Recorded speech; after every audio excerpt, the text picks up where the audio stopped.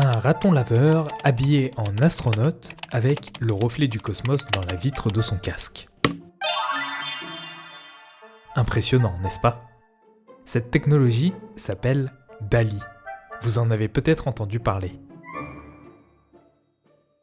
Le concept est simple, vous écrivez ce que vous voulez et l'intelligence artificielle génère une image.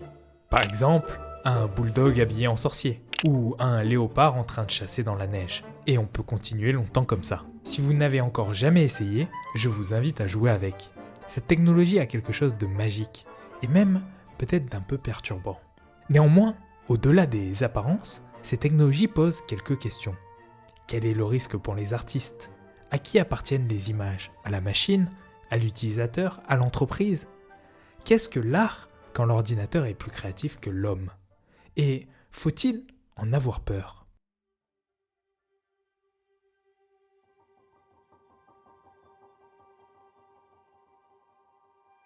DALL-E est le produit d'une société appelée OpenAI. Elle a été créée par Elon Musk et Sam Altman.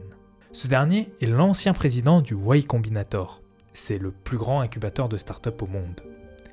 Depuis 2019, il a quitté le Y Combinator pour se consacrer entièrement à OpenAI. La mission principale d'OpenAI est de créer une intelligence artificielle générale.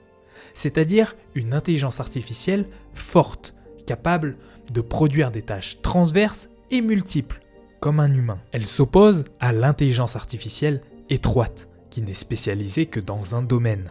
Par exemple, la reconnaissance faciale, ou encore la conduite autonome. Johan Yang, responsable produit de DALL-E chez OpenAI, nous dit dans Les Échos: notre but est de développer une intelligence artificielle générale.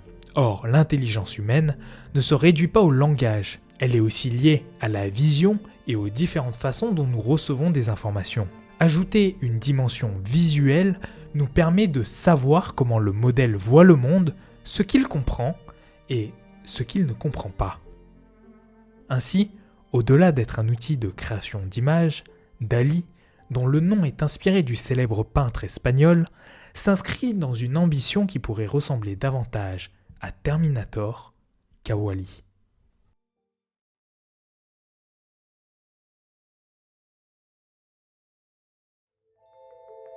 David Holtz est le créateur de Midjourney, l'un des principaux concurrents de DALL-E. Comme DALL-E, Midjourney permet de générer des images à partir d'un texte. Contrairement à son concurrent, Midjourney s'utilise via un serveur Discord et possède un style artistique plus explicite. Lors d'une récente interview, David nous dit « Nous ne sommes pas là pour résoudre un problème. Nous ne nous mettons pas la pression. Nous sommes d'abord là pour travailler sur un truc cool pendant les 10 prochaines années et prendre du plaisir. » Lorsque le journaliste de The Verge insiste pour mieux comprendre la vision de David quant à ces nouvelles technologies, il répond « Pour un moment, j'ai essayé de comprendre ce qu'on faisait réellement. Parce qu'on pourrait aisément dire qu'il s'agit d'une machine à imaginer. Mais ça n'est pas que ça. Tout le monde regarde d'abord ces technologies sous le spectre de l'art. Mais c'est une vision limitée. C'est une toute nouvelle technologie, comme l'eau est une technologie. Elle nous permet de nous déplacer, de nager, mais elle permet aussi de transporter des choses et de faire de l'électricité. Avec Midjourney, c'est la même chose. Seulement, nous ne sommes pas encore capables de discerner tous les usages. Ce qui est certain, c'est que si ces technologies semblent amusantes au premier abord, personne ne semble avoir une idée précise de ce qu'elles vont devenir. On peut imaginer qu'elles serviront à générer des illustrations, comme cette couverture devenue populaire, à imaginer des logos, à créer des storyboards, ou peut-être même à créer des assets pour les jeux vidéo. Mais pour le moment, les usages sont limités. Limité car il faut laisser le temps au marché de s'en emparer et limité par défaut pour éviter les abus. C'est pourquoi par exemple sur DALL-E, il est impossible de générer un visage humain réaliste. L'intention est de nous protéger, nous, en tant qu'humains encore trop peu éduqués à ces nouvelles technologies, face à de potentielles tentatives de désinformation. I'm gonna show you some magic. It's the real thing. I mean, It's all the real.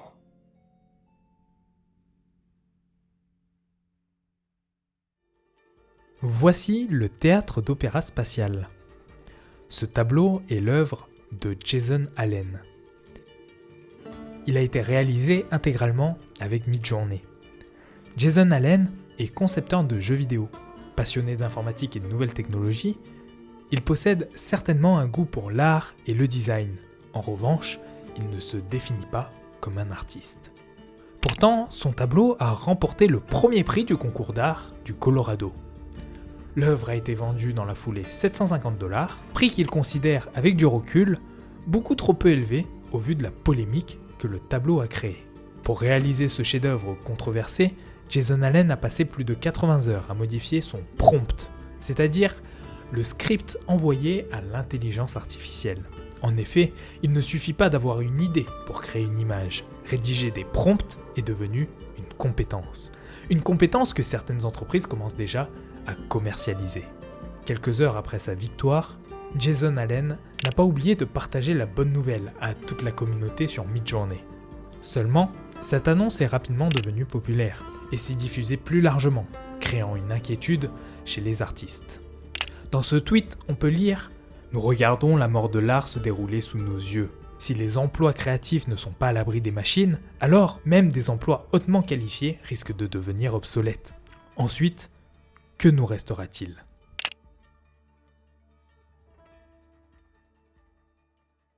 Greg Rutkowski est un illustrateur spécialisé dans l'heroic fantasy. Il a notamment travaillé sur des jeux vidéo comme Anno, Magic ou encore Donjons et Dragons. Aujourd'hui, des milliers de personnes copient et reproduisent son style sur différentes intelligences artificielles. Par exemple, sur Stable Diffusion, un autre concurrent à DALL-E, le nom de Greg Rutkowski a été utilisé plus de 93 000 fois au sein des prompts. À titre de comparaison, les noms de Picasso, Léonard de Vinci ou encore Vincent van Gogh ont été utilisés moins de 2000 fois. Sa popularité dépasse de loin celle des grands peintres sur ces plateformes, et pourtant, il ne bénéficie d'aucun droit d'auteur. Dans plusieurs interviews, Greg explique que cela ne lui dérange pas que des milliers d'internautes utilisent son nom. Au contraire, il en est plutôt flatté. En revanche, ce qui le dérange un peu plus, c'est que des entreprises comme OpenAI, Stable Diffusion ou encore Midjourney puissent utiliser ses œuvres pour entraîner leurs intelligences artificielles et vendre leurs services sans jamais lui avoir demandé son consentement. Il pense qu'il serait plus juste que ces plateformes paient des droits d'auteur, comme toute autre entité, lorsqu'ils utilisent l'œuvre de certains artistes, d'autant plus à des fins commerciales. Les différentes controverses ne s'arrêtent pas au monde de l'art et de l'illustration. D'un point de vue sociétal, il y a d'abord la question de la désinformation, mais aussi des biais de genre. Comment influencer les machines pour éviter de reproduire les stéréotypes du passé, d'autant plus quand le passé sert de base à l'apprentissage des machines futures. D'autre part, DALL-E n'est qu'une partie de l'histoire. Des intelligences artificielles similaires existent pour l'écriture, la vidéo, la musique ou encore la radio. Moins visuelles, moins populaires, mais tout aussi impressionnantes. Par exemple, OpenAI possède un outil de génération de texte nommé GPT-3. Ce dernier est capable de rédiger des dissertations meilleures que la plupart des étudiants, sur la base d'une question, ou encore des poèmes à partir d'une simple description. Les métiers créatifs qu'on ne pensait pas pouvoir automatiser le deviennent. L'art que l'on ne pensait pas pouvoir émuler se transforme. La question n'est plus de savoir aujourd'hui si nous les souhaitons. La question est maintenant d'imaginer le monde que nous voulons.